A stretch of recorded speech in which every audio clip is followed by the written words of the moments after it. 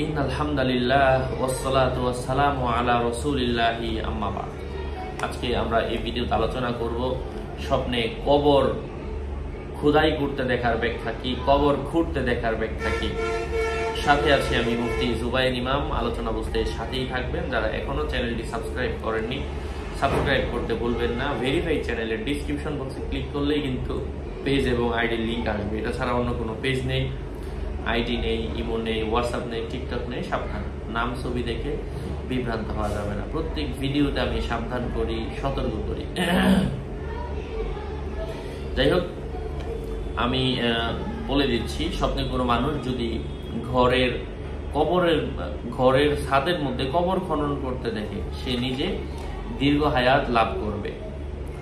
অপরিচিত কোনো মানুষের কবর দেখার অর্থ হচ্ছে মুনাফিক কোনো ব্যক্তির সাথে তার সাক্ষাৎ হবে।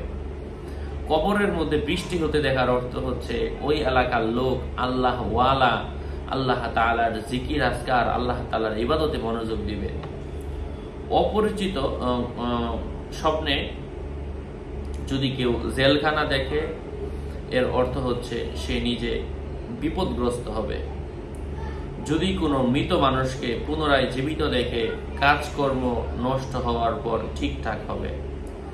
হ্যাঁ, স্বপ্নে কোনো মানুষ যদি দেখতে পায় সে নিজে কারোর সাথে ভালো ব্যবহার করছে, উত্তম আখলাকের অধিকারী, এর অর্থ হচ্ছে সুখ স্বাচ্ছন্দ্য লাভ করবে। স্বপ্নে কোনো মানুষ যদি দেখতে পায় যে সে নিজে কাহারোর জন্য কবর খনন করছে, সে যদি তার পরিচিত হয়, তার পরিচিত যার জন্য সে কবর করছে সে অসুস্থ হবে।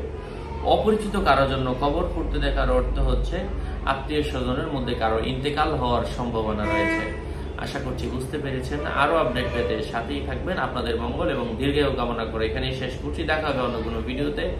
আসসালামু আলাইকুম ওয়া রাহমাতুল্লাহি ওয়া বারাকাতুহু।